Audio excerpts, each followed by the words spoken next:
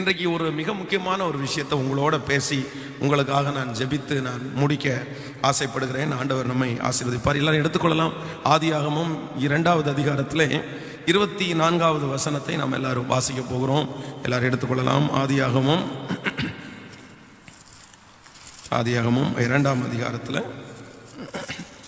2ஆம் அதிகாரம் 24வது வசனத்தை எல்லாரும் சேர்ந்து வாசிக்கலாமா? இது நிமித்தம் புருஷன் தன் தகப்பனையும் தன் தாயையும் விட்டு தன் மனைவியோடே இசைந்திருப்பான், அவர்கள் ஒரே மாமிசமாய் இருப்பார்கள். அல்லேலூயா. ஆண்டவருடைய பிள்ளைகளே, ஆண்டவர் இந்த உலகத்திலே ஆதாமையும் ஏவாளையும் ஒரு குடும்ப வாழ்க்கையாக ஆண்டவர் இணைத்து அவர்களை கர்த்தர் ஆசீர்வதித்து இந்த இடத்துல ஒரு காரியத்தை சொல்றாரு. அவர்கள் புருஷனை குறித்து சொல்கிறார். இது நிமித்தம் புருஷன் தன் தகப்பனையும் தன் தாயையும் விட்டு தன் மனைவியோடே இசைந்திருப்பான், அவர்கள் ஒரே மாமிசமாய் இருப்பார்கள்.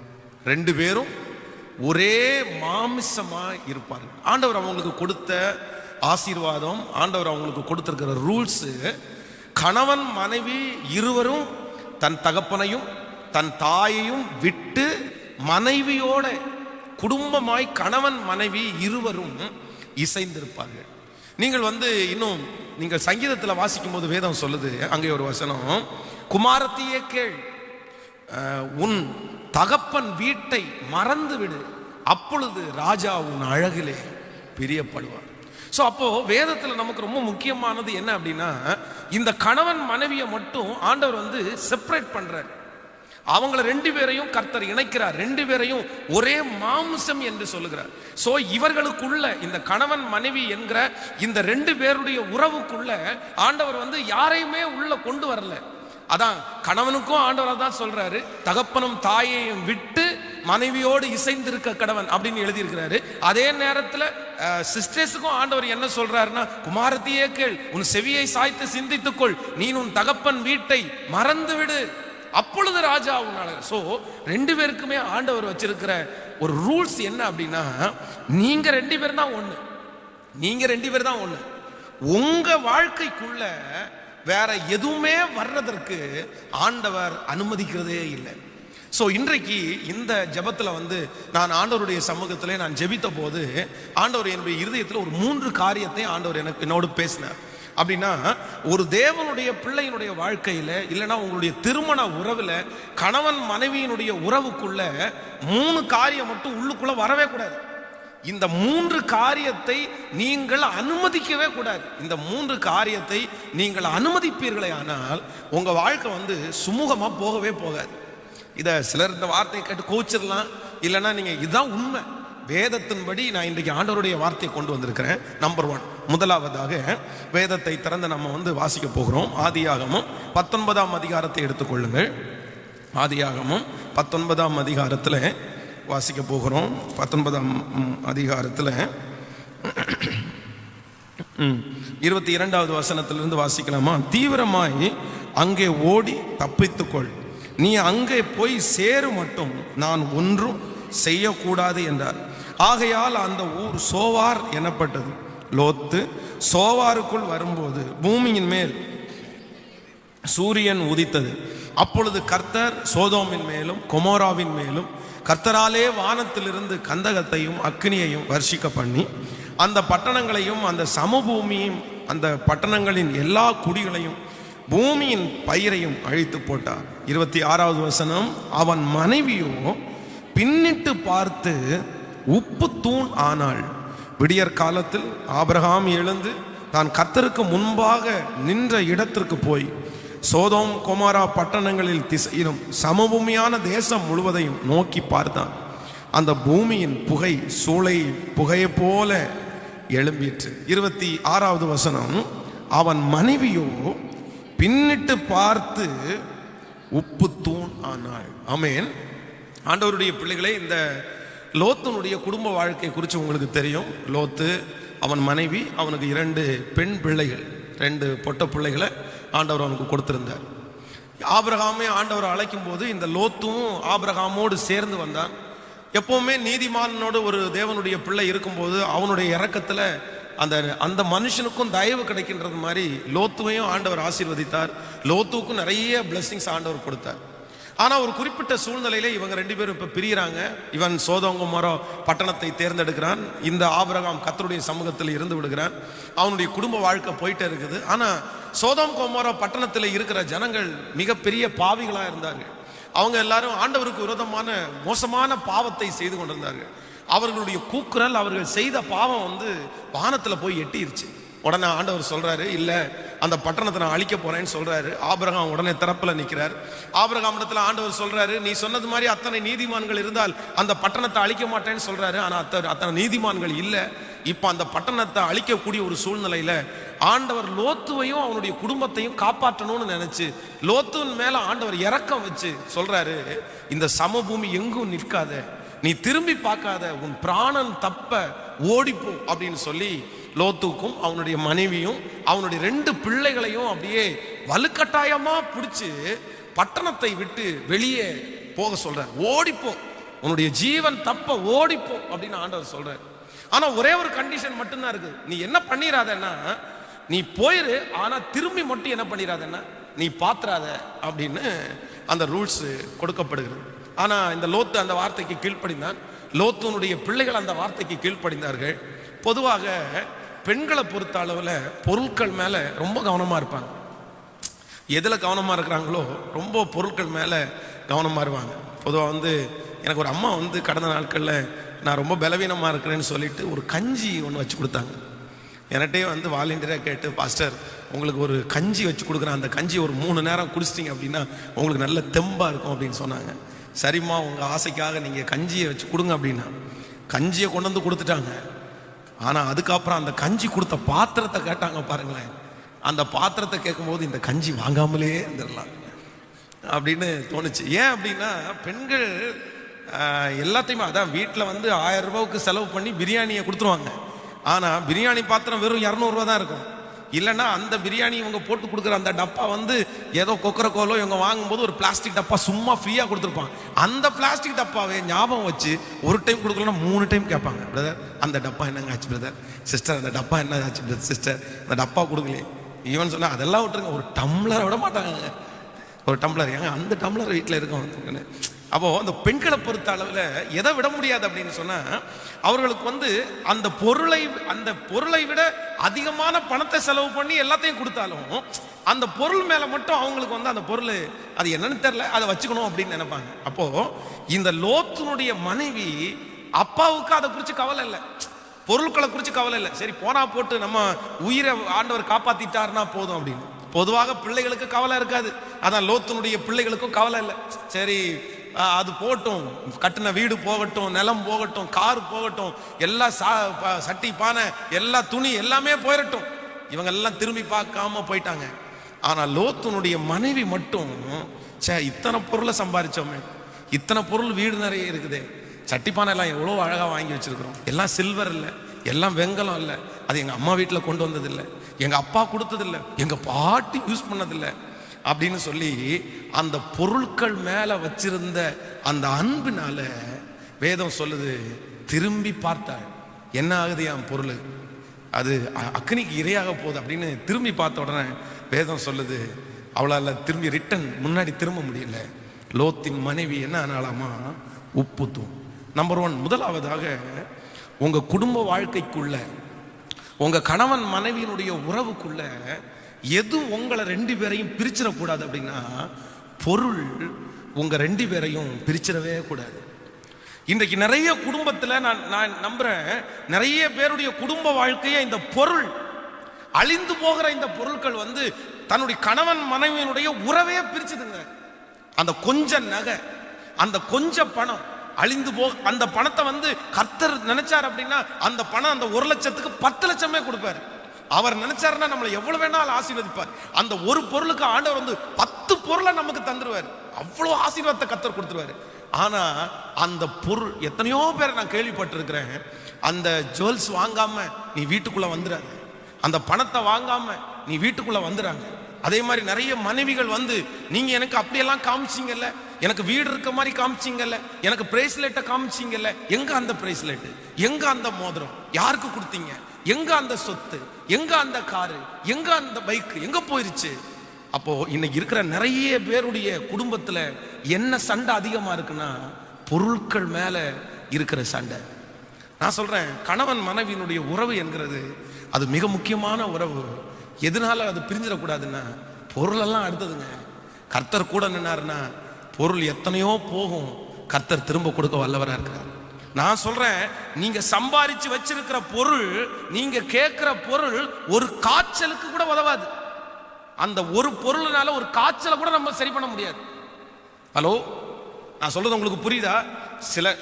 சில அதான் இப்போ வந்திருக்கு பாருங்களேன், அந்த கொரோனா அந்த மாதிரி வர வேண்டிய ஒரு வியாதி வந்துச்சுனாலே மொத்த பணமும் நமக்கு என்ன ஆயிரும்? கேட்கல, கொண்டு போய் ஹாஸ்பிட்டலில் கொட்டிட வேண்டியதான். ஸோ பணத்தை வச்சு நம்முடைய குடும்ப வாழ்க்கை ஒரு நாள் அமைவதில்லை. சில நேரங்களில் நம்ம கையில் பணம் வந்துருச்சுன்னா அந்த இருக்கிற பணம் நம்மளை விட்டு போயிடும். சில நாட்களில் நம்ம கை தவறி அது போயிடும். அதனால இங்கே இருக்கிற யாரோ ஒருத்தர் அப்படிப்பட்ட சூழ்நிலையில் இருப்பீங்கன்னா, உங்க மனைவியின் இடத்துல ஒரு பொருளை நீங்க எதிர்பார்த்திருப்பீங்கன்னா, உங்க கணவனாரிடத்துல ஒரு பொருளை நீங்க எதிர்பார்த்திருப்பீங்கன்னா, ஆண்டவர் இந்த நாள் சொல்றாரு, உங்களுடைய கணவன் மனைவியினுடைய உறவை பொருட்கள் ஒரு நாள் என்ன பண்ணிடக்கூடாதுன்னா பிரிச்சிடவே கூடாது. பொருளை விட என் மனைவி முக்கியமானவங்க, பொருளை விட என் கணவனார் முக்கியமானவங்க.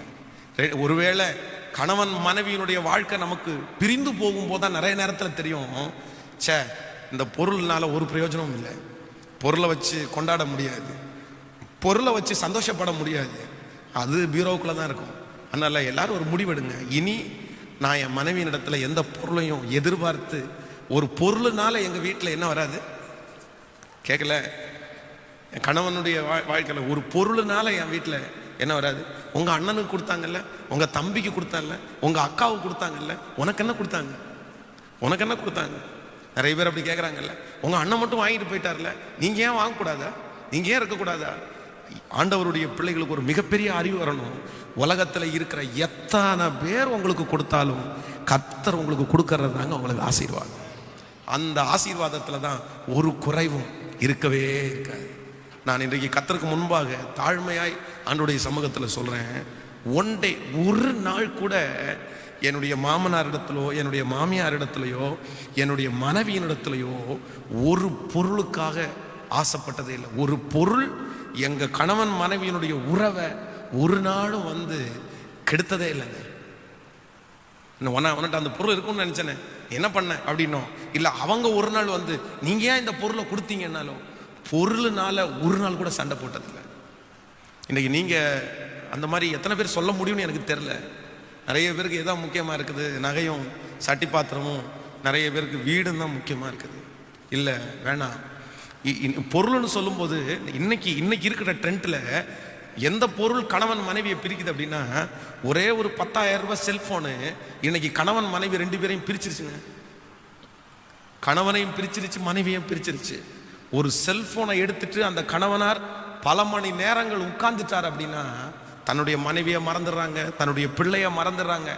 அதே போல சில சிஸ்டர்ஸ் செல்போனை கையில எடுத்துட்டாங்க அப்படின்னா, நீங்க கெட்டதை எதையும் பார்க்கல, நல்லதை தான் பார்க்குறாங்க. ஆனா அந்த போன் கணவனை கண்டுக்கிறது இல்லை, பிள்ளைகளை கண்டுக்கிறது இல்லை.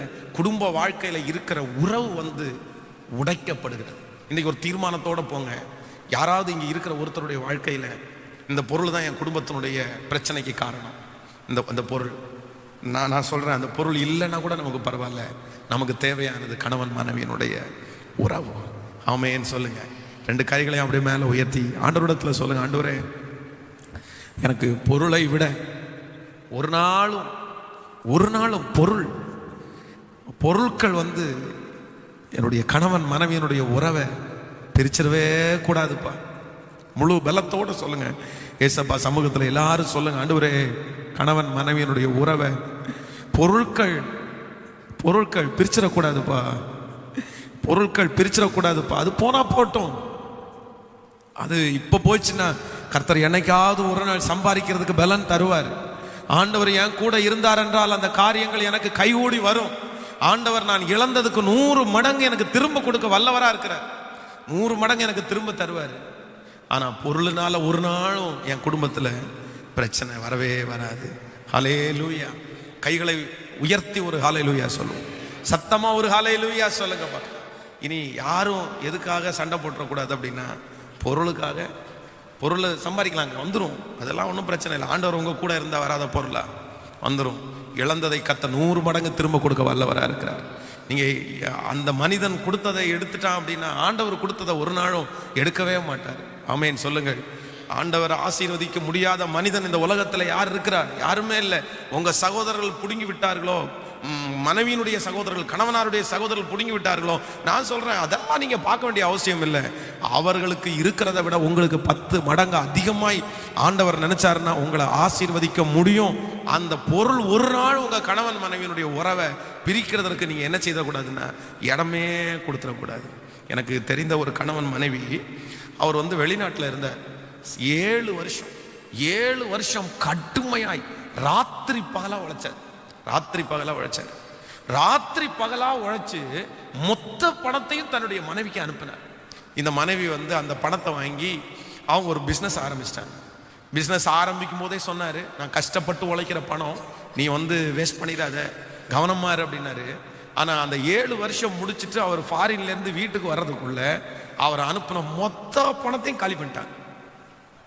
பிஸ்னஸ் ஆரம்பிக்கிறேன்னு ஆரம்பிச்சு இவங்க கவனிக்காம அதை இதையும் பண்ணி அவர் சம்பாதிச்ச மொத்த பணத்தையும் அழிச்சிட்டார். 1 ரூபா கூட இல்லாம.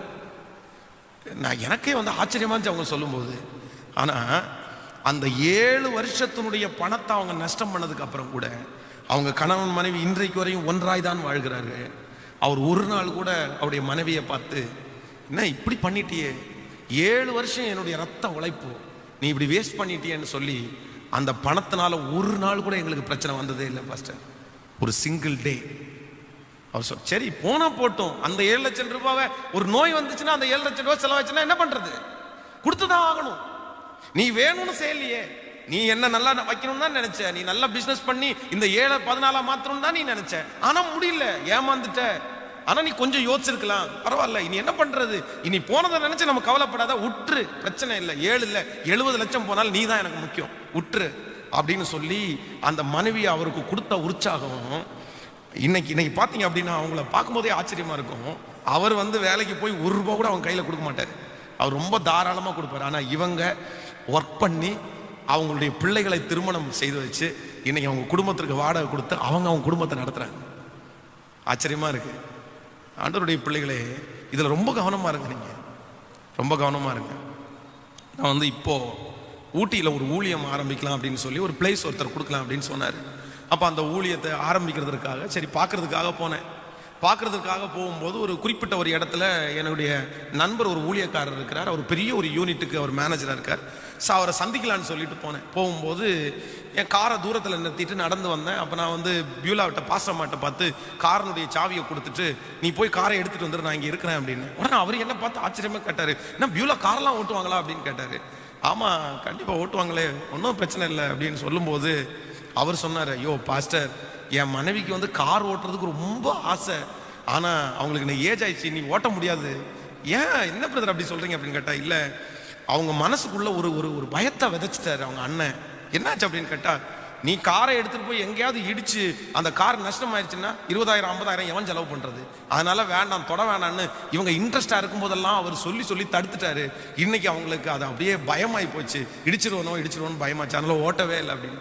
அப்போ நான் அவரிடத்துல ஒன்று சொன்னேன், இல்லை இதே கேள்வியை பியூலா கேட்டாங்க, நான் இடிச்சிட்டேன்னா என்ன பண்ணுறது அப்படின்னு. அப்போ நான் அவங்கள்ட்ட சொன்னேன், உனக்கு மட்டும் எதுவும் வராமல் பார்த்துக்கோ, வண்டியை பஞ்சர் பண்ணால் கூட பரவாயில்ல, நான் அதை ரெடி பண்ணிக்கிறேன்னு சொன்னேன். அப்போ அவர் எனக்கு கை கொடுத்து சொன்னார், சே ரொம்ப சூப்பர் பாஸ்டர் அப்படின்னாரு. அப்போது நான் என்ன நம்புகிறேன் அப்படின்னா, சில பொருள் நான் சொல்கிறேன், யார் அதுக்காக உங்களுடைய கணவனாருடைய பணத்தை, உங்களுடைய மனைவி கொண்டு வந்த பணத்தை ஊதாரித்தனமாக நீங்கள் செலவு பண்ணுங்கன்னு சொல்லலை, அதில் கவனமற்றவர்களாய் இருங்க அப்படின்னு சொல்லலை. ஏன்னா 1 ரூபாய் இந்த உலகத்துல சம்பாதிக்கணும்னா கூட கஷ்டம், அது ரொம்ப ரிஸ்க். சும்மா எல்லாம் யாருமே பணத்தை தூக்கி கொடுத்துட மாட்டாங்க. 100 ரூபாய் சம்பாதிக்கணும் அப்படின்னா அந்த 100 ரூபாய் சம்பாதிக்கிறதுக்கு ரொம்ப கஷ்டப்படுறாங்க இன்னைக்கு. 100 சும்மா வராது.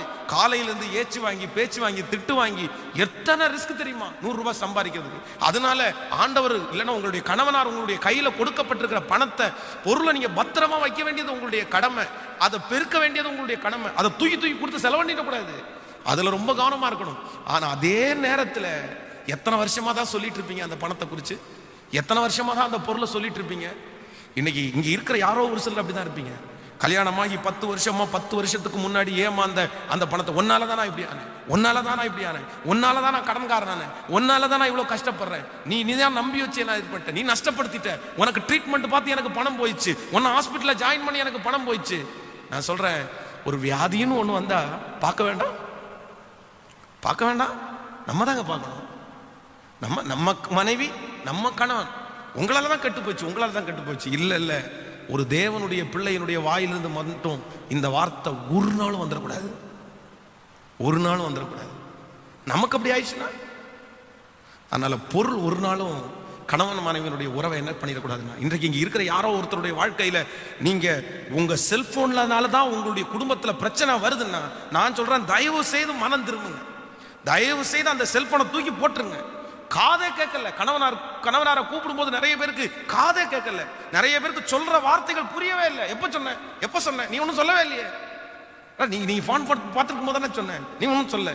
அதுக்குள்ளே மூழ்கி மனைவியிடத்துல பேசல, பிள்ளைகளிடத்துல பேசல, எதுவுமே பேசல. அப்படி பொருள் உங்களுடைய குடும்ப வாழ்க்கை பிரிக்குமே. ஆனால் அப்படிப்பட்ட பொருள் உங்களுக்கு தேவை இல்லைங்க, தேவையில்லைங்க, தூக்கி போட்டுருங்க, வேணாம். எனக்கு பொருளை விட எதான் முக்கியம் அப்படின்னா, என்னுடைய குடும்ப வாழ்க்கை தான் முக்கியம். கைகளை அசைத்து ஒரு ஹல்லேலூயா சொல்லுவோம். எத்தனை பேர் தீர்மானம் எடுக்க போறீங்க? ஸோ நம்பர் 1, ஃபர்ஸ்ட் உங்க குடும்ப வாழ்க்கைக்குள்ள, கணவன் மனைவியினுடைய உறவுக்குள்ள எது வந்துடக்கூடாது? சத்தமா எல்லாரும் சொல்லுங்க, இன்னும் சத்தமாய் சொல்லுங்க. கேட்கல? நகை நீங்க வரக்கூடாது அப்படின்னு சொல்லுங்க. நகை, மோதிரம், வண்டி, காரு, வீடு, சாரி எதுவுமே வரக்கூடாது. ஹல்லேலூயா. போனா கர்த்தர் நம்மகிட்ட கொடுத்தது நம்ம கூட இருக்கும், நமக்கு கொடுக்காது. என்ன நீங்க அமைதியா இருக்கிறத பார்த்தா பயங்கரமா இருக்கு. அப்படியெல்லாம் ஒன்றும் இல்லையே. கைகளை அசைத்து ஒரு ஹல்லேலூயா சொல்லுங்கள். நிறைய வீட்டில் பயங்கரமான சண்டை. என்ன எதுக்கு சண்டை அப்படின்னா, பாஸ்டர் தெரியாம ஒரு டம்ளர் அரிசி அதிகமாக வச்சுட்டேன் பாஸ்டர், நைட்டு வேஸ்ட் ஆயிடுச்சு பாஸ்டர். அதுக்கு அவ்வளோ பெரிய சண்டை ஆகி உங்க அப்பா வீட்டுக்கு போ, உங்க அம்மா வீட்டுக்கு போ. எதுக்கு அப்படின்னு கேட்டா, ஒரு டம்ளர் அரிசிக்கு. அதுக்காக நான் ஒரு டம்ளர் அரிசியை வேஸ்ட் பண்ணுங்கன்னு சொல்றேன்னு நினைக்காதீங்க ப்ளீஸ். ஏன் அப்படின்னா, அந்த ஒரு டம்ளர் அரிசியை ஏன் அவ்வளோ பெரிய பிரச்சனை ஆகுதுன்னா, அந்த ஒரு டம்ளர் அரிசியை உங்க வீட்டுக்கு கொண்டு போய் சேர்க்கறதுக்கு அவ்வளோ ரிஸ்க் இருக்குது. சும்மாலாம் தூக்கி அரிசியை கொடுத்துட மாட்டாங்க, அவ்வளோ கஷ்டம் இருக்குது. அதனால தான் அந்த கோபம் அவங்களுக்குள்ள வருது. நீங்களும் கவனமா இருக்கணும், அவங்களும் கவனமா இருக்கணும். அதே நேரத்தில் அப்படிப்பட்ட ஒரு நிகழ்ச்சி நடந்துருச்சு அப்படின்னா, சரி ஓகே, யானைக்கும் கேட்கல, சத்தமா சொல்லுங்க, யானைக்கும் அடி சறுக்கும். ஆமென். கைகளை அசைத்து ஒரு ஹல்லேலூயா சொல்லுங்க. ஆமென் சொல்லுவோம். இந்த தீர்மானத்தை எடுக்க முடியுமா? நானே போகும்போது ஏதாவது ஒன்று, சரி ஓகே, நான் ரொம்ப ஆசைப்பட்டு போய் ஒரு கடையில் சாப்பிடும்போது பார்த்தீங்கன்னா அது சொதப்பலாக இருக்கும். அடப்பாவி இப்படி செஞ்சு வச்சிருக்கிறியப்பா, உன்னை நம்பி சாப்பிட்டோமே அப்படின்னா, சரி ஒரு 300 ரூபா வேஸ்ட்டாக போயிடுச்சுன்னு வைங்களேன். சாப்பிட முடியாமல் திரும்பி வந்துட்டோம்னா, அந்த 300 ரூபா நமக்கு என்னவா தெரியாது, பெருசாக தெரியாது. ஆனால் அதே நேரத்தில் பாஸ்டமாக அந்த 300 ரூபா காலி பண்ணிட்டாங்க அப்படின்னா, கர்த்தருடைய பணத்தை நீ இந்த மாதிரி செலவு பண்ண ஆண்டவர் ஒன்றை அடிக்காமல் ஒட்டுருவாரா? காத்து செலவு பண்ணு, கர்த்தருடைய பிள்ளைங்க கொடுக்குற பணம் 100 ரூபா அவ்வளோதான் அப்படின்னா. அப்போது சில நேரங்களில் நமக்கு நம்ம வேஸ்ட் பண்ணுறது நமக்கு பெருசாக நினச்சியாது தெரியாது. நம்ம வேஸ்ட் பண்ணலாம், ஆனால் யார் வேஸ்ட் பண்ணக்கூடாது? மனைவி வேஸ்ட் பண்ணக்கூடாது. நான் எவ்வளோ வேணாலும் வேஸ்ட் பண்ணலாம், தப்பு இல்லை. நான் யாருக்கு வேணாலும் எவ்வளோ வேணாலும் தூக்கி கொடுக்கலாம், ஆனால் யாரும் கொடுக்கக்கூடாது. அதனால நான் தூக்கி கொடுங்கன்னு சொல்லலை, அதான் திரும்ப திரும்ப பேசுகிறேன். நீங்கள் வீட்டில் போய் சண்டையை ஒன்று பண்ணிடக்கூடாது. அப்படி நான் பாஸ்டர் தான் சொன்னார்ல, அவ்வளோதான், கேட்கக்கூடாதுன்னு சொன்னார்ல, நான் நாளைக்கு காலையில் இதை கழட்டி எங்கள் அம்மா வீட்டில் கொடுத்துட்டு வந்துடுறேன், நீங்கள் பொருளை குறித்து கேட்கக்கூடாது அப்படின்றத போகிறீங்க. நிறைய பேர் இப்போ நம்ம ஆட்களுக்கு ஒரு காரியத்தை சொன்னோன்னா அதனுடைய விளக்கத்தை கொடுக்க வேண்டியதாக இருக்குது. இல்லை அப்படின்னா இதே பிடிச்சிருப்பான்றாங்க, பாஸ்டர் சொன்னார், பாஸ்டர் சொன்னார் அப்படி. அதுக்காக தான் சொல்கிறேன். அதனால உங்களுடைய பொருட்களை நஷ்டப்படுத்தக்கூடாது, இழந்துடக்கூடாது, விட்டுறக்கூடாது. அது உங்களுக்கு கர்த்தர் கொடுத்த பொருள், உங்கள் குடும்பத்துக்கு கர்த்தர் கொடுத்த பொருள், அதை நீங்கள் பயன்படுத்துறது தான் உங்களுக்கு ஆசீர்வாதம். ஆனால் அதனால இனி பிரச்சனை என்ன செய்யக்கூடாதுன்னா வரவே கூடாது. ஆமென் சொல்லுவோம். நம்பர் 2, ரெண்டாவது, வாசிக்கலாம். ஸோ நம்முடைய வாழ்க்கையில் வந்து கணவன் மனைவியினுடைய உறவுக்குள்ள இரண்டாவது நமக்கு யார் உள்ளே வந்துடக்கூடாது அப்படின்னு ஈசாக்கினுடைய அந்த சம்பவத்தை நம்ம எடுத்துக்கொள்ளலாம். 27ஆம் அதிகாரத்தில் ஓகே 1வது வசனத்திலிருந்து வாசிக்கலாமா? எடுத்துக்கொண்டீர்களா? ஆதியாகமம் 27:1 ஈசாக்கு முதிர் வயதானதினால் அவன் கண்கள் இருளடைந்து பார்வையற்று போன போது அவன் தன் மூத்த குமாரனாகிய ஏசாவை அழைத்து, என் மகனே என்றார். அவன் இதோ இருக்கிறேன் என்றார். அப்பொழுது அவன், நான் முதிர் வயதானே, என் மரணம் இன்ன நாளில் என்று அறியேன். ஆகையால் நீ உன்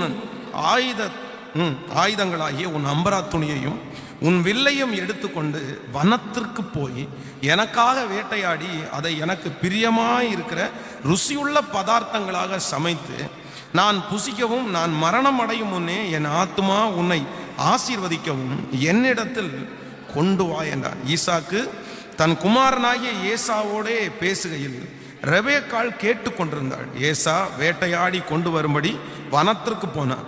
அப்பொழுது ரெபேக்காள் தன் குமாரனாகிய யாக்கோபை நோக்கி, உன் தகப்பன் உன் சகோதரனாகிய ஏசாவை அழைத்து நான் புசித்து எனக்கு மரணம் வரும் முன்னே கர்த்தரை முன்னிட்டு உன்னை ஆசீர்வதிக்கும்படி நீ எனக்காக வேட்டையாடி அதை எனக்கு ருசியுள்ள பதார்த்தங்களாக சமைத்து கொண்டு வா என்று சொல்ல கேட்டேன். கவனிங்க, பொதுவாக வந்து எல்லாருடைய கல்யாணத்துலையுமே வந்து பாஸ்டர்ஸ் வந்து மோஸ்ட்லி யாருடைய சாப்டரை கொண்டு வந்துருவாங்க? ஈசாக்கு ரெபேக்காள். ஒருவேளை அந்த செய்தியில வந்து அந்த ஈசாக்கு ரெபேக்காள் வரலைன்னா கூட அந்த வசனம் வாசிக்கிறதுக்கு ஒரு சாப்டர் எடுக்கிறாங்க பாருங்களேன். அந்த சாப்டர்ல யாருடைய சம்பவம் வரும் அப்படின்னா ஈசாக்கு ரெபேக்காளுடைய சம்பவம் வந்துடும். ஏன் அப்படின்னா குடும்ப வாழ்க்கையில இணைக்கப்பட்டதுல பெஸ்ட் குவாலிட்டி உள்ள ஒரு கணவன் மனைவி யார் அப்படின்னா இவங்க 2 பேரும் தான். 2 பேருடைய திருமண வாழ்க்கை உங்களுக்கு தெரியும். ரொம்ப அழகா அவங்களுடைய திருமண வாழ்க்கை ஆரம்பிக்கும். ஆபிரகாம் அவனுடைய வேலைக்காரனை கூப்பிட்டு சொல்லுவான், ஏப்பா என் பையனுக்கு ஒரு பொண்ணு தேவை, இங்க எங்கேயுமே பிடிக்காத, என் சொந்த ஊருக்கு போயிட்டு பிடிச்சிட்டு வா, நீ என் பிள்ளைய கூட்டிட்டு போயெல்லாம் காமிக்க கூடாது, நீ போற கர்த்தர் எனக்கு பிள்ளைக்கு ஏற்ற மனைவியை கொடுப்பாருன்னு சொல்லி இவனும் ஜோம் பண்ணிட்டு போய் அடையாளத்தை கேட்டு அதே போல ரெபேக்காள் வந்து அழகான ஒரு பெண்ணு வந்து வராங்க. ஈசாக்கு தன்னுடைய மனைவி தன்னை சந்திக்கிறதுக்கு தூரத்தில் வரும்போது வேதம் சொல்லுது அவன் தியானம் பண்ணி கொண்டு வெளியே வந்தான். ஸோ தனக்கு கல்யாணம் பார்க்கறதுக்கு ஒருத்தர் போகும்போது ப்ரேயர் லைஃப் ஃபர்ஸ்ட் ரெபேக்காள் வந்து ஈசாக்க ஃபர்ஸ்ட் எங்க பார்க்கறான் அப்படின்னா தேவ சமூகத்தில் பார்த்துறான். 2 பேருக்குள்ள அப்படி மேட்ச் ஆகும் ரொம்ப அழகா இருக்கும். உடனே இவன் ஈசாக்கு வெளியே வந்தோடனே இவ கேட்பா, உடனே கெஸ் பண்ணிக்கோ அவரை தான் இருக்கலாம் அப்படின்னு. அங்க நடந்து வர்ற யாருன்னு கேட்டா அவர் தான்ப்பா அவனை கட்டிக்க போறவன. உடனே ஒட்டகத்தை வீடு கீழே இறங்கி முக்காடை போட்டுட்டு அவரை கனம் பண்றான் என் தகப்பன். அவ்வளோ 2 பேருக்குள்ளே மேட்ச். அப்புறம் ஈசாக்குனுடைய கூடாரத்துக்குள்ள கூட்டிட்டு வரான், அவனுடைய தாயாருடைய கூடாரத்துக்குள்ள கூட்டு வர்றான். வேதம் சொல்லுது ஈசாக்கு தன்னுடைய தாய்க்காக இருந்த துக்கம் நீங்கி ஆறுதல் அடைந்தான். இன்னும் நீங்க ஒரு இடத்துல பார்க்கும்போது இவங்க 2 பேரும் விளையாண்டுட்டே இருப்பாங்க.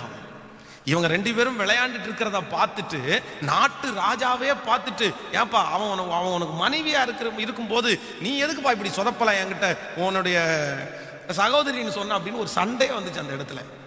அப்படி 2 பேரும் அவ்வளோ அந்யோன்யமா அவ்வளோ ஐக்கியமா, அதான் அவ்வளோ அழகான அந்த ரொம்ப மேட்சான கப்பிள்ஸ் அப்படின்னா அவங்க 2 பேரும் தான். ஆமேன்னு சொல்லுங்கள்.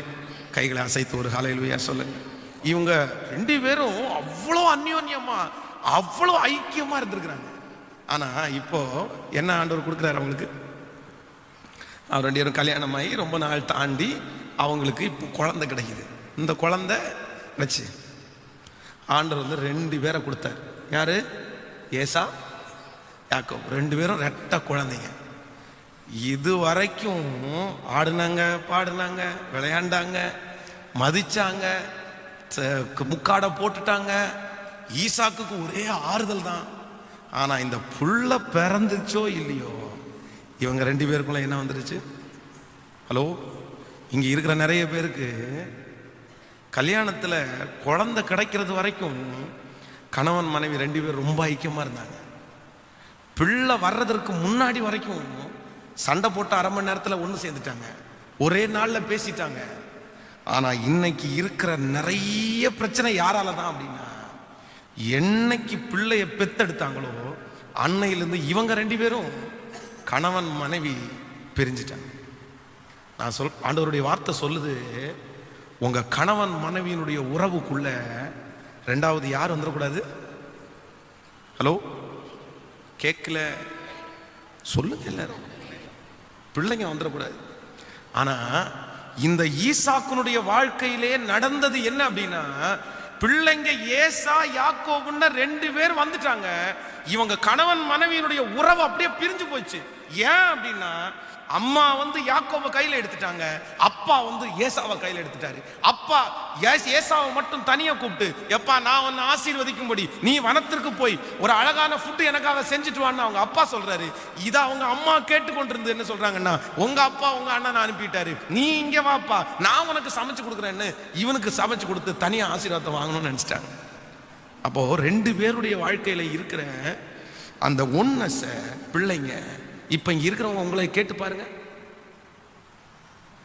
நான் சொல்றேன், குழந்தைகளுக்கு முன்பாக நீங்க ரொம்ப எக்ஸ்ட்ராடினரியா இருக்கணும்னு நான் சொல்லல. ஆனா குழந்தைகளுக்கு முன்பாக நீங்க 2 பேரும் ஒற்றுமையா இருக்கணும்ன்ற ஒன்னாவது உங்களுக்கு இருக்கணும். இன்னைக்கு இருக்கிற நிறைய பிள்ளைகளுக்கு திருமணம் ஆக ஒரு 30 வயதுல ஒரு பொண்ணுக்கு வந்து திருமண காரியத்திற்காக வேண்டாம், எனக்கு கல்யாணம் வேணாம், எனக்கு கல்யாணம் வேணாம்னு சொல்லுது. அப்போ அவங்க அம்மா அப்பா 2 பேரும் கூப்பிட்டு என்கிட்ட வந்து, பாஸ்டர் இந்த பிள்ளைக்கு கொடுங்க, கவுன்சிலிங் கொடுங்க, 30 வயசு ஆக போகுது, கல்யாணம் வேணான்ட்டு இருக்கிறா, நீங்கள் ஏதாவது பேசுங்க அப்படின்னு சொல்லிட்டு அந்த பிள்ளையை கூப்பிட்டு தனியாக பேசுகிறேன். ஏம்மா இப்படி பண்ணிட்டு இருக்கிற, உனக்குன்னு ஒரு வாழ்க்கை, உனக்குன்னு ஒரு குழந்தைங்க வரும், அதை எடுக்கணும்னு உங்கள் அம்மா அப்பா ஆசைப்படுவாங்கல்ல, நீ ஏன் இப்படி இருக்க அப்படின்னு கேட்ட உடனே அவன் என்ன சொல்கிறா, பாஸ்டர் நான் கல்யாணம் வேணான்னு சொல்கிறதுக்கு காரணமே எங்கள் அம்மா அப்பா தான் அப்படின்றான். என்ன உங்கள் அம்மா அப்பா காரணம் அப்படின்னு கேட்டால், ஓயம்மா சண்டை போட்டே இருக்காங்க பாஸ்டர், 2 பேரும் ஒரே பிரச்சனையாக இருக்காங்க, அவங்க 2 பேரும் ஒரு நாளில் சமாதானமாக இருந்து நான் பார்த்ததே இல்லை, சந்தோஷம்ன்றது அவங்களுக்குள்ள எந்த இதுவுமே பார்த்ததில்லை, இவங்க இப்படி வாழ்றதுக்கு நாளைக்கு நம்மவும் போய் கல்யாணம் பண்ணி இப்படி தான் வாழ போகிறோம், நம்மளை புரிஞ்சிக்காத ஒரு கணவனார் வர போகிறாரு, அதனால எனக்கு கல்யாண வாழ்க்கையில் இன்ட்ரெஸ்டே இல்லை பாஸ்டர், என்னை விட்டுருங்க, என்னை கம்பல் பண்ணாதீங்கன்றா. அப்போது நான் சொல்கிறேன், உங்களுக்கு தெரியாமலே உங்கள் பிள்ளைங்க நீங்கள் 2 பேரும் எவ்வளோ அண்டர்ஸ்டாண்டிங்காக இருக்கிறீங்கன்றத பார்க்குறாங்க. நான் வந்து பாஸ்டர் அம்மாவுக்கு சகல உரிமையும் கொடுத்துருக்குறேன் பிள்ளைகளை பண்ணுறதுக்கு. ஆனால் அவங்க ஏதாவது ஒரு முக்கியமாக வெளியே போகணும், அவங்க என்ன இந்த ஜோமாச்சி வீட்டுக்கு தான் போவாங்க அடிக்கடி, அந்த ஜோமாமா வீட்டுக்கு அவங்க போகும்போது கூட அவங்கள்ட்ட கேட்டு அவங்களுக்கு டே போ அப்படின்னு அனுப்பி விடலாம். ஆனால் ஒரு வார்த்தை டேடிகிட்ட கேட்டு போயிருப்பா, டேடிகிட்ட கேட்டு போயிரு, அவர் என்ன சொல்கிறாருன்னு பார்த்துக்கலாம்ப்பா, அவர் என்ன பண்ணுறாருன்னு பார்த்துக்கலாம்ப்பா. ஒரு நாள் கூட ஒரு பையனை அவங்க பிடிச்சி இன்னொரு பையனை நான் பிடிச்சி 2 பேரும் நாங்கள் வந்து 2 பேரை வளர்த்துட்டு இருக்கல. எங்களை பொறுத்த அளவில் 2 பேரும் ஒன்றா தான் இருக்கிறாங்க, 2 பேரையும் ஒரே மாதிரி தான் பார்க்குறோம். இவங்க 2 பேருடைய வாழ்க்கையும் எங்கள் அன்பை பிரிக்கிறதுக்கு இடம் கொடுத்ததே இல்லை, நான் இடம் கொடுத்ததே இல்லை. அவங்கள வளர்த்தணும், அவங்களுக்கு கர்த்தர் நமக்கு கொடுத்துருக்கிற பிள்ளைகள் நல்லா இருக்கட்டும், சந்தோஷமாக இருக்கட்டும், அவங்களுக்கு செய்ய வேண்டியதை செஞ்சுருவோம். ஆனால் நிறைய பேர் பிள்ளைகளுக்காக வழக்காடி பிள்ளைகளுக்காக தரப்பில் நின்று, இல்லைன்னா யாரோ ஒருத்தரை பிடிச்சி கொண்டாடிட்டு. நான் சொல்கிறேன், பிள்ளைங்க வந்ததுக்கு அப்புறம் உங்கள் மனைவி உங்களுக்கு தூரமாயிடக்கூடாது, பிள்ளைங்க வந்ததுக்கு அப்புறம் உங்கள் கணவன் உங்களுக்கு தூரமாயிடக்கூடாது. நீங்கள் நான் சொல்கிறேன், கடைசி வரைக்கும் இருக்க போகிறவங்க யார் தான்? சத்தமாக சொல்லுங்க. அவங்களுக்குன்னு ஒரு ஏஜ் வரும்போது உங்கள் பிள்ளைங்க உங்கள் கூட இருப்பாங்களா? ஹலோ, கேட்கல, சத்தமா சொல்லுங்க பிரதர்ஸ், எல்லாம் சொல்லுங்க. உங்க பொம்பளை பிள்ளை உங்களோட இருக்குமா பிரதர்? நீங்க உங்க மனைவி உங்க அம்மாட்ட விட்டீங்களா? உங்க அப்பாட்ட விட்டீங்களா? நீங்க நேசிக்கிற பொம்பளை பிள்ளை உங்களோட இருக்காது. அப்படி ஒருவேளை எங்க அப்பா வசதி, எங்க அப்பா பெரிய ஆளு, எங்க அப்பா மீசையை முறுக்குனா அப்படின்னா, அப்போ உங்க அப்பாவோடய போய் ஒரு அப்படிப்பட்ட ஆண்கள் தான் இன்னைக்கு இருக்காங்க. என்ன ஒரு 22 இயர்ஸ் 23 இயர்ஸ் 24 இயர்ஸ் வரைக்கும் தான் நம்ம கூட இருக்க போறாங்க. அதுக்கு மேல அந்த பிள்ளைகளை உங்க கூட வச்சிருந்தீங்கன்னா அதுவும் உங்களுக்கு என்னவா தான் மாறும். ஹலோ ஹலோ, அப்படி பிள்ளைகளை கல்யாணம் பண்ணி கொடுத்து வாழ விடலை அப்படின்னா அதுவும் உங்களுக்கு பிரச்சனை தான். அது நான் இங்க இருக்கிற நான் சொல்றேன், அம்மா உங்க பையனை உங்க முந்தானிலே முடிச்சு வச்சுக்கலாமா? நீங்க அப்படியே உள்ளே வச்சிருக்கிறீங்க, அது பொண்ணா தங்கமா அப்படி வச்சிருக்காங்க. ஆனா நான் நம்புறேன், கல்யாணம் வரைக்கும் தான்மா உங்களுக்கு. அதுக்கப்புறம் உங்க பையன் என்ன பண்ணிடுவோம் அப்படின்னா, மம்மி டாடா மம்மி. அப்படி ஒருவேளை பிள்ளையினுடைய வாழ்க்கையில உள்ள பூந்து, அவ இன்னைக்கு வந்தாதான்டா, நான் தாண்டா உன்னை பெத்தேன், நான் தாண்டா உன்னை சுமந்தேன், நான் உன்னை எப்படி பார்த்தேன்னு தெரியுமா, வயிற்ற கட்டினாண்டா, வாயை கட்டினாண்டா அப்படின்னு சொன்னா அந்த வந்திருக்கிற மருமன் என்ன சொல்றானா, ஆமாப்பா உங்க அம்மா உன்னை வயிற்ற கட்டி வாயை கட்டி உன்னை வளர்த்துட்டாங்க, நீ உங்க அம்மா கூடயே இருந்திருப்பா, நான் எங்க அம்மா கூட இருக்கிறேன். இன்னைக்கு இருக்கிற சிச்சுவேஷன்ல பிள்ளைங்க எப்படிதான் இருக்கிறாங்க? ஹலோ, என்ன எல்லாரும் அடிக்கிற மாதிரி பாக்குறீங்க? ஒன்றும் பிரச்சனை இல்லையே, கைகளை அசைத்து ஒரு ஹல்லேலூயா சொல்லுங்கள். ஒன்றும் ப்ராப்ளம் இல்லைல்ல? ஏதோ ப்ராப்ளமா? அப்படியெல்லாம் இல்லையே. இல்லை, நீங்கள் முறைக்கிற மாதிரி தெரியுது எனக்கு என்னமோ. இல்லைங்க, அவங்க உங்க கூட இருக்க மாட்டாங்க, அவங்க கூட இருக்க மாட்டாங்க. கடைசி வரைக்கும் இந்த கணவன் மனைவியினுடைய உறவு தாங்க அவங்கள நீடிக்கும். நீங்க தான் 2 பேர், நீங்க தான் இருக்க போறீங்க, நீங்க தான் வாழ போறீங்க, நீங்க தான் ஒண்ணா இருக்க போறீங்க. அதனால இன்னைக்கு 2வது ஒரு தீர்மானம் எடுங்க. உங்க குடும்ப வாழ்க்கைக்குள்ள யார் வந்துடக்கூடாது. சத்தமா கேட்கல. மனைவி பிள்ளைய அடிச்சுட்டு இருக்கும்போது, ஏய் நான் எப்ப உனக்கு அறிவு இருக்கா, அது இருக்கா, இது இருக்கா, ஏய் என்ன பண்ணிட்டு இருக்கிற, என் பிள்ளைய எதுக்கு அடிக்கிற அப்படின்னு கேட்டு சண்டைக்கு போயிடுவாங்க நிறைய பேர். இவங்களுக்கு என்ன போது, மனுஷன் உங்க பலத்தை போய் பிள்ளைங்கள்ட்ட காமிச்சிங்கன்னா அவன் எப்படி தாங்குவான்? அந்த குழந்தை தாங்காது. இல்லை அந்த குழந்தை அந்த நாள்ல இருந்தே தெரியும், நீங்க இப்படித்தான் எதுக்குனாலும் என்னையும் சேர்த்தா அடிச்சுட்டு இருப்பீங்க. பா முரட்டு மனுஷன் போங்க அப்பா, முரடாப்பா, அவரோட எல்லாம் போகாதப்பா, வாப்பா அப்படின்னு பிடிச்சி பிள்ளைக்காக வழக்காடி யாருக்குள்ள பிரியணும் வந்துடக்கூடாது. நிறைய பேர் கணவன் சோறு அவ சரியா ஊட்டுறதில்லை பாஸ்டர். யாருக்கு?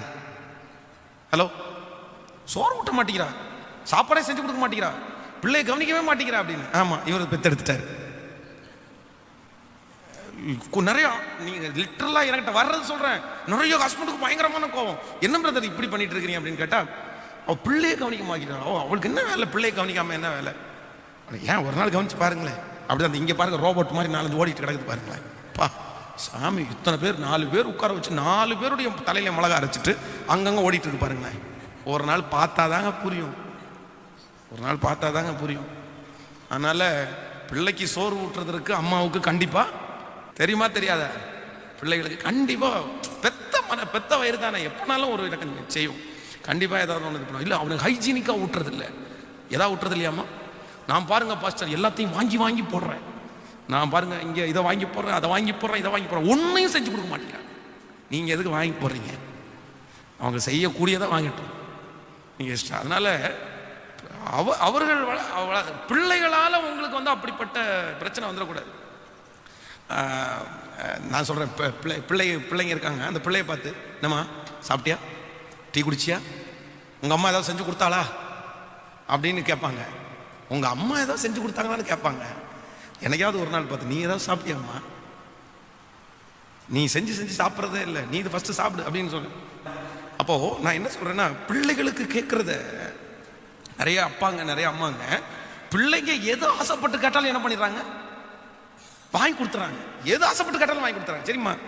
ஆனா அதே நேரத்தில் மனைவி, அதே நேரத்தில் கணவன் ஆசைப்பட்டான், ஏன் உனக்கு என்ன வயசு நினைப்பா, உனக்கு என்ன 22 வயசு நினைப்பா, என்னது இது? இல்லை உங்க குடும்ப வாழ்க்கையை யார் பிரிச்சிடக்கூடாது அப்படின்னா, ஒரு நாளும் பிள்ளைங்க வந்து உங்க 2 பேருடைய உறவுக்குள்ளையும் யார் உள்ள வரக்கூடாது. ஆமேன். எத்தனை பேர் தீர்மானம் எடுக்க போறீங்க? கைகளை அசைத்து ஒரு ஹல்லேலூயா சொல்லுங்க. ஆமேன் சொல்லுங்கள். ஆமேன். அவங்கள செட்டில் பண்ணி நீட்டாக அவங்களுக்கு வந்து நீங்கள் மோட்டிவேட் பண்ணுங்க. அது நீங்கள் 2 பேரும் ஒன்றா சந்தோஷமாக பேசிகிட்டு இருக்கும்போது அவங்களுக்கு ஒரு இன்னொன்று உண்டு, ஓகே நம்ம அம்மா அப்பா மாதிரி நம்ம வாழணும். நம்ம தான் அவங்களுக்கு ஒரு பெரிய பாடம், நம்ம தான் அவங்களுக்கு பாடம், நான் தான் பாடம்.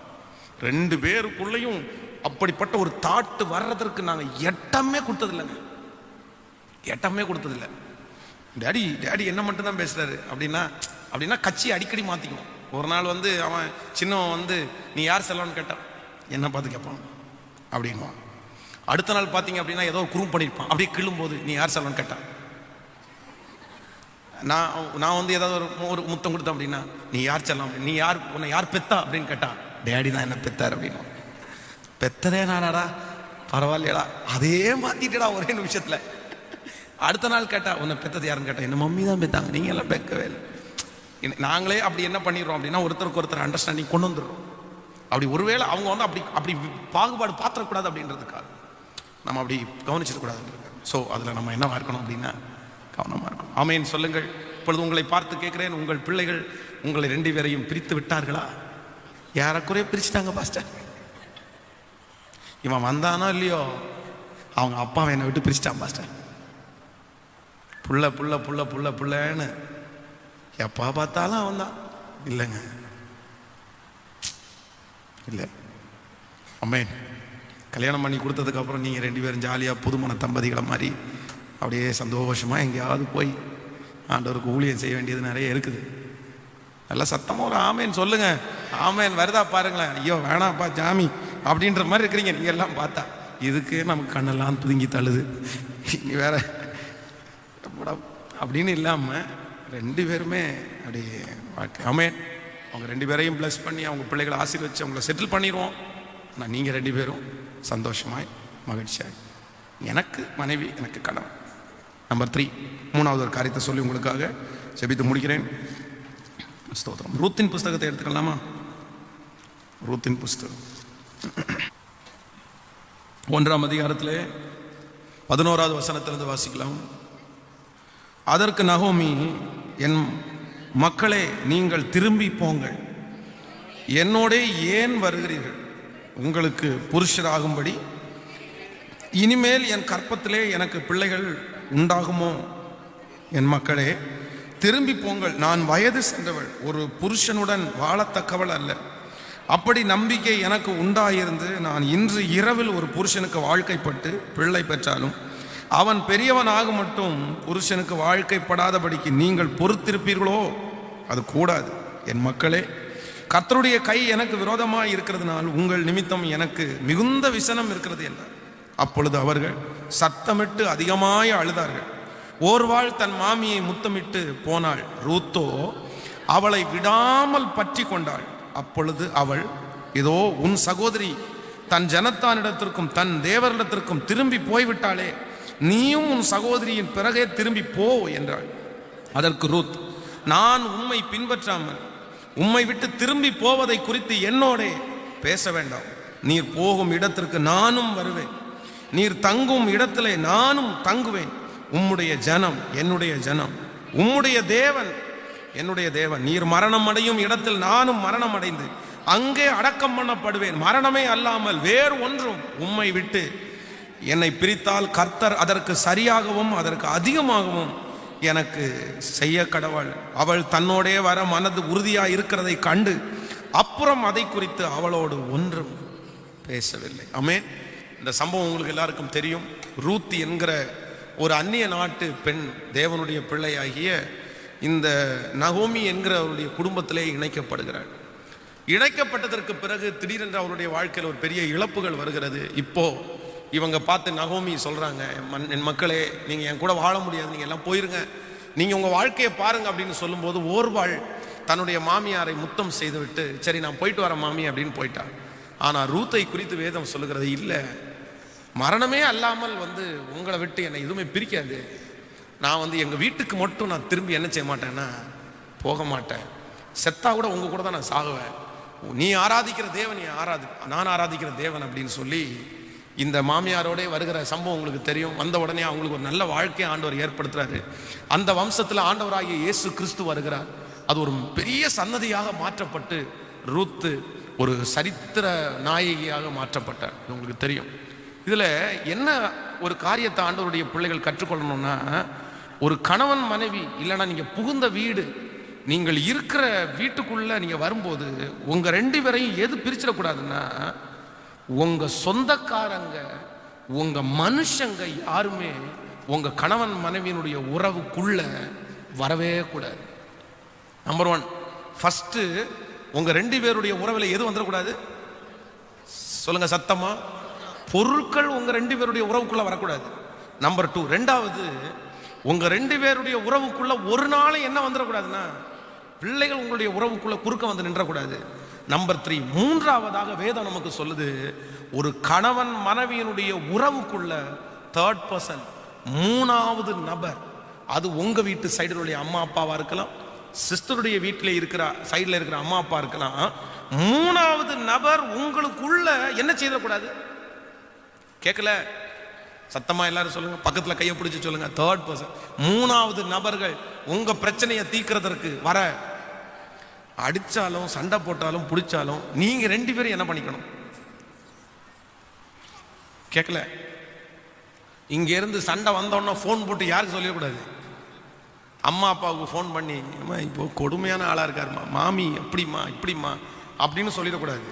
நீங்களே மூணாவது நபரை உள்ள கொண்டு வந்து விட்டுட்டீங்கன்னா, நான் சொல்றேன், சில நேரத்தில் அந்த மூணாவது நபரை நீங்க உள்ள விட்டதுனால உங்க குடும்பத்தையே நீங்க இழக்க வேண்டியது வந்துடும்.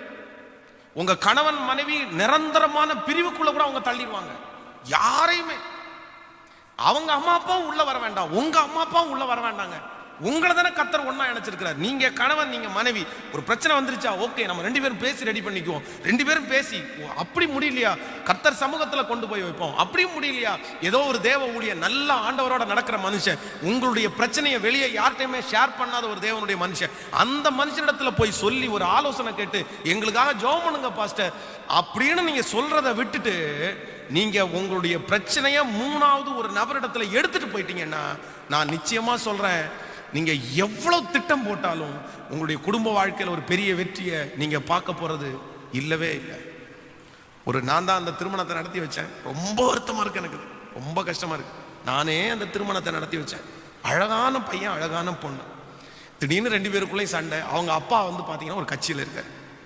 அவங்க 2 பேருக்குள்ள சண்டையை இந்த பொண்ணு என்ன பண்ணிச்சுன்னா, அவங்க அப்பாவுக்கு ஃபோன் பண்ணி சொல்லிச்சு, இவர் ரொம்ப மோசம், அப்படி பண்றாரு இப்படி பண்றாருன்னு சொன்ன உடனே அவர் என்ன பண்ணிட்டாரு அப்படின்னா, நீங்க வா நம்ம வந்து இவனை சும்மா விட்டா சரி வராது, ஆள் வச்சு இவனை பேசுவோம் அப்படின்னு சொல்லி அவருடைய அந்த டீம்ல அரசியல்ல இருக்கிற ஒரு சிலரை கூப்பிட்டு, இந்த மாதிரி மாப்பிள்ளை கொஞ்சம் ஓவரா பண்ணிட்டு இருக்கு, அப்படி பொண்ணை நிம்மதியாக விட மாட்டேங்கிறாரு, ஒரு மிரட்டுனீங்கன்னா நல்லா இருக்கும் அப்படின்னு சொன்ன உடனே அவங்க 4-5 பேர் சேர்ந்து இந்த பையனை மிரட்டிட்டாங்க. இவன் மிரட்டின உடனே என்ன பண்ணிட்டான் அப்படின்னா, இவன் ரொம்ப ஸ்ட்ராங்கான ஒரு பர்சன். இவன் என்ன பண்ணிட்டான்னா, நீ அவங்க என்ன மிரட்டுறது, நீ ஆள் வச்சு அவன் வந்து என்ன மிரட்டுறான், செட் ஆகாது அப்படின்னு சொல்லி 2 பேருமே சண்டை போட்டு பிரிஞ்சு கோர்ட்டு கேஸுக்கு போய் இந்த பொண்ணு வந்து திடீர்னு கேட்டுச்சு, எனக்கு 10 லட்சம் ரூபாய் கொடுக்கணும்னு கேட்டுச்சு, நஷ்டஈடு எனக்கு 10 லட்சம் ரூபாய் வேணும் அப்படின்னு. இந்த பையன் வந்து ஒரு வக்கீல்கிட்ட போனா, இந்த பையனுடைய வக்கீல் வந்து சரியான ஒரு வக்கீல். அவர் என்ன பண்ணிட்டார், நீ விட்டுறா, நீ தப்பானல்ல, நீ உன் மனைவியோட சேர்ந்து வாழ விருப்பறியா? எஸ் நான் வாழ விருப்பறேன், அவன் எப்போ வந்தாலும் கூப்பிட்றேன் அப்படின்னு ஜட்ஜி அவன்கிட்ட பேசுறாங்க. ஜட்ஜி அந்த பொண்ணுகிட்ட பேசுறாங்க, அவன் தம்பி வந்து உன் கூட வாழணும்னு நினைக்கிறான், நீ நினைக்கல அப்படின்னு கேட்டான். எனக்கு வேணான்னு, எனக்கு பணம் மட்டும் தான் வேணும், எனக்கு வேணான்னுச்சு. அவங்க கடைசியில் அவர் ஒரு 3 வருஷம் இந்த வக்கீல் வந்து அந்த கேஸை போட்டு இழுத்துட்டு வெறும் 2.25 லட்சம் ரூபாய் 2.25 லட்சம் ரூபாவை அந்த பொண்ணுடைய கையில கொடுத்து 2 பேரும் பிரிச்சுட்டாங்க. ஒரு குழந்தையும் இருக்கு. இன்னைக்கு தெரியாது, ஒரு 10 வருஷம் தாண்டி அந்த பிள்ளையினுடைய நிலைமை நீங்க நினைச்சு பாருங்க. அவங்க அப்பா எத்தனை வருஷம் இருந்துற போறாரு. நான் தான் அந்த பொண்ணுகிட்ட கிடையாமா, அப்பா எத்தனை வருஷமா இருந்துற போறாரு, அம்மா எத்தனை வருஷமா இருந்துற போறாங்க, நீங்க தான் வாழ போறவங்க. அப்பா இன்னும் கொஞ்சம் நல்ல பலவீனம் ஆயிடுவாரு, அவர் வயசு சென்ற ஆயிடுவார். நீங்க விட்டுறாதப்பா, கணவனார் உனக்கு முக்கியம், அட்ஜஸ்ட் பண்ணிக்கோ, அப்படிதான் இருக்கும், சரி பார்க்கலாம், ஜோம் பண்ணலாம். கேட்கவே இல்லை. எனக்கு எங்க அப்பா தான் பெருசு, எனக்கு அங்க அப்பா தான் பெருசு. நீங்க பிள்ளைகளை திருமணம் பண்ணி கொடுத்த நபர்களா இருந்தா, ஒரு நாள் உங்க பிள்ளைங்க உங்க கணவனாரை குறிச்சோ இல்ல உங்க மனைவியை குறிச்சோ உங்க பிள்ளைகள் சொல்லுகிறத என்கரேஜே பண்ணாது, குறை சொல்றதை என்கரேஜே பண்ணாதீங்க. குடும்பம்னா அப்படிதாம்மா இருக்கும், அட்ஜஸ்ட் பண்ணி தாமா போகணும், அந்த ஒரு வார்த்தையோட. இன்னும் இங்க இருக்கிற சகோதரிகளுக்கு ரொம்ப கிளியரா சொல்றேன், தயவு செய்து உங்க வீட்டில் நடக்கிறத யாருக்கும் போன் போட்டு என்ன பண்ணாதீங்க, யாருக்குமே தெரியவே கூடாது. உங்களுடைய காரியங்கள் எல்லாம் யாருக்கு தெரியணும்னா, அவர் உங்களை விசாரிக்கிறவரானபடினால் உங்கள் கவலைகளை எல்லாம் யார் மேல வச்சிருங்கன்னா, கர்த்தர் மேல். கர்த்தர் மேல் உன் பாரத்தை வைத்து விடு, அவர் உன்னை ஆதரிப்பார். நீதிமானை ஒரு நாளும் தள்ளாட விட்டார். ஆண்டவர் உங்களுக்காக யுத்தம் பண்ணுவார், ஆண்டவர் உங்களுக்காக வழக்காடுவார், ஆண்டவர் அந்த நபரிடத்துல உங்களுக்காக பேசுவார். தேர்ட் பர்சனை உள்ள அல்லவே பண்ணாதீங்க. வேணாம்மா, நீ விட்டுருமா, என் லைஃப் நான் பார்த்துக்கிறேன், விட்டுருங்க. அம்மா அப்பாவுக்கு செய்ய வேண்டியதை செஞ்சிருங்க, நண்பர்களுக்கு செய்ய வேண்டியதை செஞ்சிருங்க, சொந்தக்காரங்களுக்கு செய்ய வேண்டியதை செஞ்சிருங்க. ஆனால் யாரையுமே என்ன பண்ணிடக்கூடாதுன்னா, உள்ள மட்டும் என்ன பண்ணிடக்கூடாது, உங்க திருமண வாழ்க்கையிலே கணவன் மனைவி ஒன்னானதற்கு பிறகு மூணாவது ஒரு நபர் வரவே கேட்கல. பக்கத்தில் கையை பிடிச்சி சொல்லுங்க, வரவே கூடாது. அது அம்மாவா இருந்தாலும் சரி.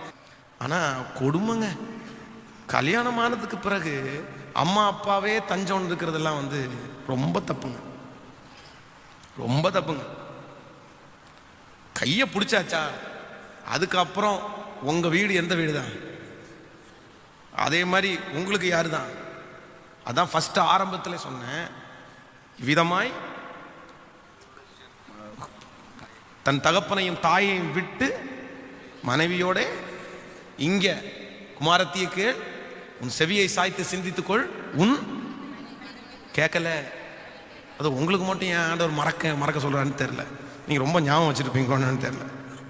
தகப்பன் வீட்டை எங்க அப்பா எப்படி என்னை கூட்டிட்டு போவார் தெரியுமா? அந்த டிவிஎஸ் 50ல நீங்களும் வச்சிருக்கிறீங்களே. உங்க புல்லட் அப்படி இல்லை.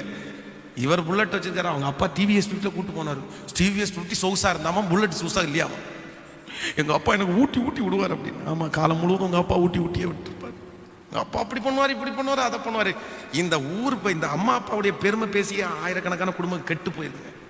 என்ன அப்பாவை பற்றி பேச? ஆமா, கணவன் கல்யாணம் பண்ணதுக்கு அப்புறம் யாரை பற்றி பெருமையா பேசணும்னா எங்க கணவனார். அதுக்கப்புறம் யாரை பற்றி பெருமையா பேசணும்னா என் மனைவி. எங்க அம்மா சமைச்சாங்கன்னா சும்மா 4 வீட்டுக்கு மணக்கும் தெரியுமா. மீன் குழம்பு வச்சாங்கன்னா வேற லெவல்ல இருக்கும். நீயும் 15 வருஷமா குப்பை கொட்டி தான் இருக்கிற. யாரு? உடனே இந்த அம்மாங்கெல்லாம் மோசமான அம்மாங்க, உங்க அம்மாவே கட்டிக்க வேண்டியதானே அப்படின்னா உங்க அம்மாவை கூட்டு வந்து வீட்டில் வச்சுக்கோங்க, அவங்க சமைச்சு மீன் குழம்பு கொடுப்பாங்க, அதை சாப்பிட்ருங்க, நான் வேணா கிளம்பிக்கிறேன்.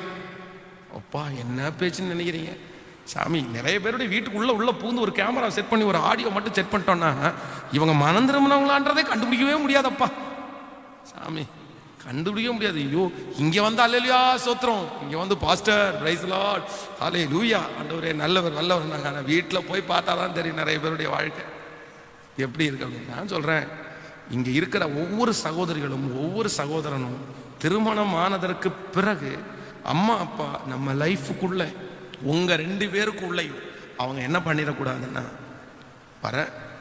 சண்டை போட்டாலும் பிரச்சனை பண்ணாலும் சரி பண்ண வேண்டியது யார் அப்படின்னா நீங்களே அதை ரெடி பண்ணிக்கிங்க. அந்த கிருபையை கர்த்தர் உங்களுக்கு கொடுக்க நான் என்ன பண்ண மாட்டேன், நான் 3வது நபரை உள்ள வர்றதற்கு அலோவ் பண்ண ஆமேன்னு சொல்லுங்கள் பார்க்கலாம்.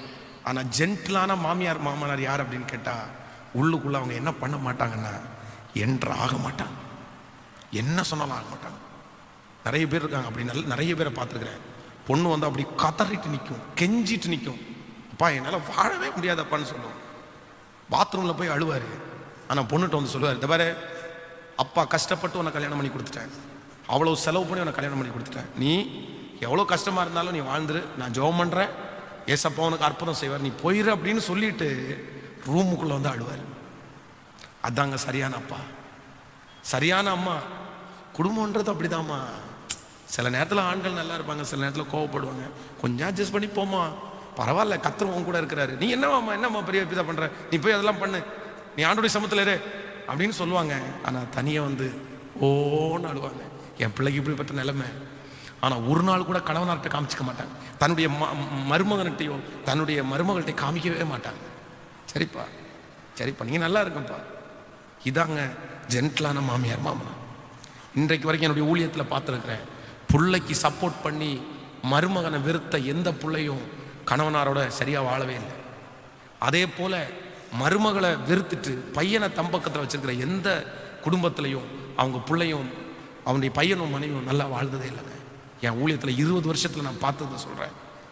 அம்மா அப்பா சப்போர்ட் பண்ணுற எந்த குடும்பத்தில் உள்ள பிள்ளைங்களும் வெற்றியாக வரவே இல்லைங்க. இன்னைக்கு வரைக்கும் அவங்க யாரை தான் டிபெண்ட் பண்ணியிருக்காங்கன்னா அம்மா. உங்கள் பிள்ளைகளை கொஞ்சம் விடுங்க,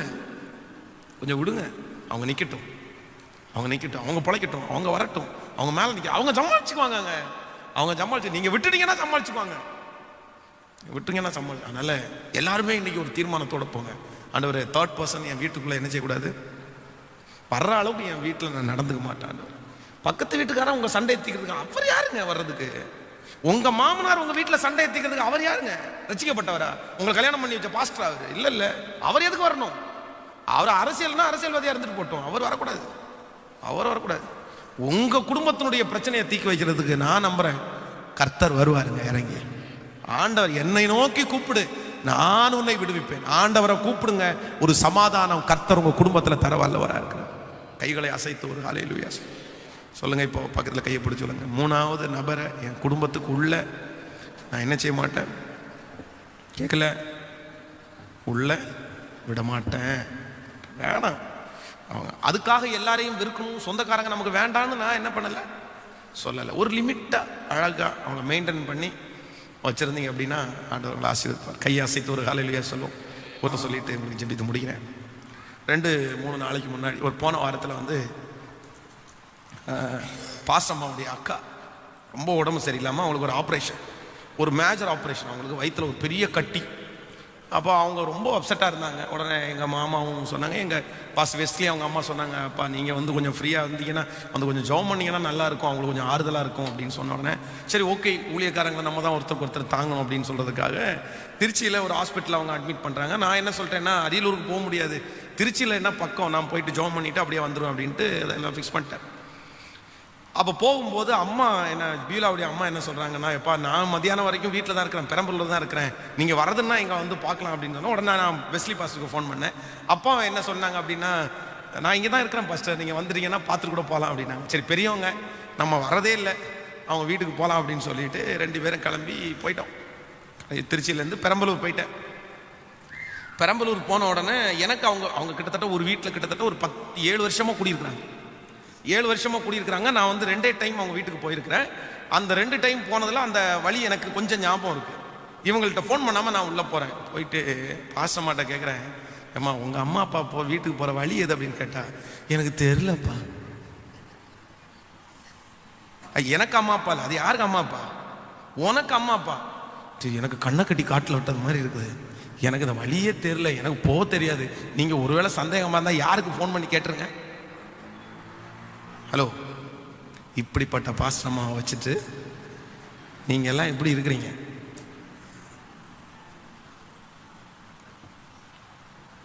சொல்லுங்க. நீங்கள் தப்பாக பேசலை சிஸ்டர், ஆனால் உங்கள் அக்கா தங்கச்சி கூட 3 மணி நேரம் பேச வேண்டிய அவசியமே இல்லை. டெய்லி 2 மணி நேரம் பேச வேண்டிய அவசியமே இல்லை. உங்கள் அம்மா கிட்ட 3 மணி நேரம் நீங்கள் பேச வேண்டிய அவசியமே கிடையாது. அப்படி என்ன பேசுகிறீங்க? நான் வந்து உங்களை தப்பாக கிரியேட் பண்ணலை சொல்கிறேன். உங்கள் குடும்பத்தோடு நீங்கள் அட்டாச்சாக இருக்கிறது தப்புன்னு நான் சொல்லலை. ஆனால் உங்கள் குடும்பத்துக்கே அவங்க பிரச்சனை பண்ணுற அளவுக்கு அவங்கள்ட்ட பேசணுமான்னு கேட்குறேன். அவங்க அம்மா அப்பா பார்க்க போகிறதுக்கு அவங்க கேட்கல, நான் தான் ஃபோன் பண்ணி அப்பாட்ட பேசினேன். என்னப்பா வயசானவங்க இல்லாச்சு, அவங்களுக்கு பார்த்த ஒரு சந்தோஷம் அவங்களுக்குள்ள வந்துடும். நானே பேசி, இல்லைப்பா அவனை இல்லைப்பா நீங்கள் வேணான்னா விட்டுருங்க, உங்களுக்கு எப்படி வசதியாக அது பார்த்து செய்யுங்க அப்படின்னு. இல்லைப்பா போய் பார்த்துடலாம், பெரியவங்க 2 பேர், அவங்க போய் பார்த்தா அவங்களுக்கு சந்தோஷமாக இருக்கும், நம்ம பார்க்க வேறு யார் போகிறோம், சரிப்பா நீங்கள் என்ன சொன்னாலும் சரி அப்படின்ட்டு நானே ஃபிக்ஸ் பண்ணி நானே பேசி, நான் அவங்கள கூட்டிகிட்டு போகிறது அவங்களுக்கே தெரியாது. எப்போ பேசுனீங்கன்னு கேட்டேன். அப்பாட்ட நான் ஃபஸ்ட்டே பேசிட்டேன். குடும்ப வாழ்க்கையில் இதுதாங்க. இப்போ எங்கள் வீட்டில் கேட்குறாங்க, அவங்க என்ன பண்ணாங்கன்னு கேட்குறாங்க, என்ன செய்ய போகிறாங்க அப்படின்னு கேட்டாங்க. என்ன இப்படி கேட்டுட்டீங்க? அவங்க அப்பா இன்டர்நேஷ்னல் ப்ரீச்சர், பெரிய ஊழியக்காரமா, டிவில எல்லாம் வராரு, அப்பான்னு கூப்பிடத்தான் பாட்டு தாடி வச்சு போடுவார்ல, அவரு தான். சென்னையில் ஒரு லேண்ட் வச்சிருக்கிறாங்க, பெரிய லேண்ட். அது கிடைச்சா செட்டில் தான். இன்னைக்கு வரைக்கும் கிடைக்கல. இல்லை இல்லை, அது நான் யோசிக்கவே இல்லை, சொல்றேன். எங்க அம்மா அப்பாவுக்கு அவங்க ஃபேமிலியை அவங்கள குறித்து ஒரு பெரிய ஒப்பீனியனை எங்க வீட்டில் நான் உண்டு பண்ணிட்டேன். ஒரு பெரிய விஷயத்தை நான் உண்டு பண்ணிட்டேன். அப்பா பயங்கரமா பாடுவாம்மா, பயங்கரமான இங்கிலீஷ் நாலேஜுமா, எனக்கு இங்கிலீஷே இல்லை அப்படி. ஏன் அப்படின்னா, நாளைக்கு வந்து என் மனைவியை ஒன்றும் இல்லாதவங்களா யார் பாத்திரக்கூடாது, அம்மா அப்பா பாத்திரக்கூடாது. அம்மா அப்பா பார்க்கும்போது என்னப்பா அப்படின்னு நம்ம பார்க்க மாட்டோம், ஆனால் பெரியவங்க அப்படி வளர்ந்துட்டாங்கல்ல, அவங்க நேச்சுரல் அது. ஓகே, பாத்திரக்கூடாதுன்றதுக்காக என் மனைவியை குறித்து எவ்வளோ நல்லா அவங்களுக்குள்ள கொண்டு வர முடியுமோ அவ்வளவு சூப்பராக கொண்டு வந்து விட்டுட்டேன். அதே மாதிரி என் மனைவியும் அவங்க அப்பாட்ட அம்மாட்ட இப்போ ஆண்டவர் ஊழியத்தை ஆசீர்வதிச்சார், அவங்களே கண் முன்னா பார்க்குறாங்க. ஆனால் என்னை குறித்து எவ்வளோ பெஸ்ட்டாக உள்ள அவங்களுக்கு நல்ல ஒப்பீனியனை கொண்டு வர முடியுமோ அவ்வளோ ஒப்பீனியனை கொண்டு வந்துட்டேன். இப்போ உங்களை பார்த்து, இங்கே இருக்கிறவங்கள பார்த்து கேட்குறேன், எத்தனை பேர் தவறான விதையை உங்கள் அம்மா அப்பாட்ட விதைச்சிருக்கிறீங்க? உங்கள் கணவனாரை குறித்து, உங்கள் மனைவியை குறித்து உங்கள் அம்மா அப்பாட்ட எத்தனை தவறான விதையை விதைச்சிருக்கிறீங்க? யாருமே இந்த உலகத்தில் நல்லவங்க இல்லைங்க. நீங்களும் நல்லவங்க இல்லை, அவங்களும் நல்லவங்க இல்லை. எல்லாருக்குள்ளேயும் மிஸ் அண்டர்ஸ்டாண்டிங், எல்லாருக்குள்ளேயும் தப்பு இருக்கு தான் செய்யுது. நம்ம தான் அதை கரெக்ட் பண்ணி கிளியர் பண்ணணும். யாரையும் விட்டு கொடுத்துறாதீங்க. உங்கள் கணவனாரை யாருக்கு முன்னாடி விட்டு கொடுத்துறாதீங்க, உங்கள் மனைவி யாருக்கு முன்னாடி விட்டு கொடுத்துறாதீங்க. ப்ளீஸ் தயவு செய்து விட்டு கொடுத்துறாதீங்க, விட்டு கொடுத்துறாதீங்க. ஒரு மூளை வளர்ச்சி இல்லாத ஒரு கணவனார், ஒரு மூளை வளர்ச்சி இல்லாத ஒரு கணவனார் அந்த அம்மாட்ட போகும்போது அவர் பார்த்தாலே தெரியுது, அவருக்கு ஜொல்லு இந்த இடத்துல ஊற்றுது, ஒரு கட்சிப்பை வச்சு தொடச்சிட்டே இருக்காங்க. நான் ரொம்ப ரொம்ப கஷ்டத்தோடு அவங்க முன்னாடி போகும்போது அந்த சிஸ்டர் சொல்கிறாங்க, எனக்கு இருக்கிற ஆறுதலே இவர் தான் அப்படின்னாங்க. ஃபஸ்ட் வேர்டு, முதல் வேர்டு, மூளை வளர்ச்சி இல்லாத ஒரு கணவனார் டவலை வச்சு வாயை துடைக்கிறாங்க. நான் இவங்க ரொம்ப துக்கத்தில் இருப்பாங்களோன்னு சொல்லி அவங்க பக்கத்தில் ஜெபம் பண்ணுறதுக்காக போகும்போது, பாஸ்டர் எனக்கு இருக்கிற ஒரே ஆறுதல் இவர் தான் பாஸ்டர். கலங்கிட்டாங்க. இதாங்க அன்பு.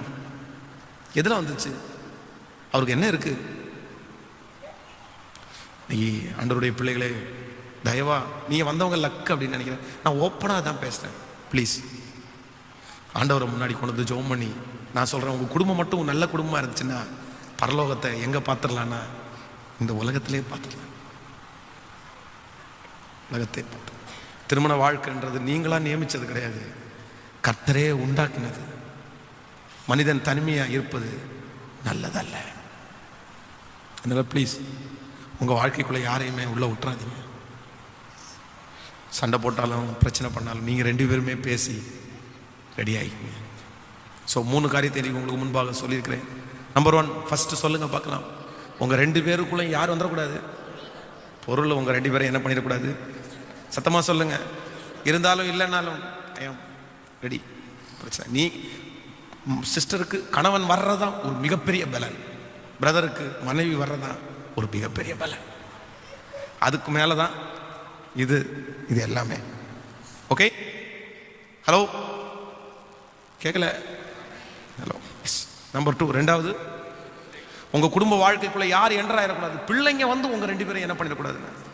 பிள்ளைகளுக்குன்னு ஒரு மரியாதை இருக்குது, பிள்ளைகளுக்குன்னு ஒரு அன்பு செலுத்த வேண்டியது இருக்குது. எல்லாமே நீங்கள் செஞ்சுருங்க. ஆனால் அதே நேரத்தில் உங்கள் 2 பேருடைய வாழ்க்கையே உங்களை பிரிக்கிற அளவுக்கு பிள்ளைகளை என்ன பண்ணிடாதீங்கன்னா உள்ள நீ விட்டுமா. டேடி நீ பேசுகிற, டேடியை பேசுகிற நீ யாரு? மம்மியை பேசுறது நீ யாரு? போடுற வாய் மேலேயே பிச்சு போட்டேன் பிச்சு. மம்மியை பேசுற, எவ்வளோ கஷ்டப்பட்டு உனக்கு சமைச்சு கொடுக்குறா, வாய் மேலே போட்டுரும் அப்படின்னு ஒவ்வொரு தகப்பனாரும் சொல்லணும், ஒவ்வொரு தாயாரும் சொல்லணும். அப்பாவை பேசுன கொன்னுட்டேன் நான், டேடியை பேசுறது உனக்கு என்ன தகுதி இருக்குன்னு கேட்கணும். கேட்பீங்களா நீங்க? அதுதான் உங்களுக்குள்ள உள்ள உறவு. நீங்கள் மூட்டி விட்டுறக்கூடாது. போய் உன் டேடியை கேள்வி கேள்றா, உன் மம்மியை கேள்வி கேளு. இதுவா குடும்பம்?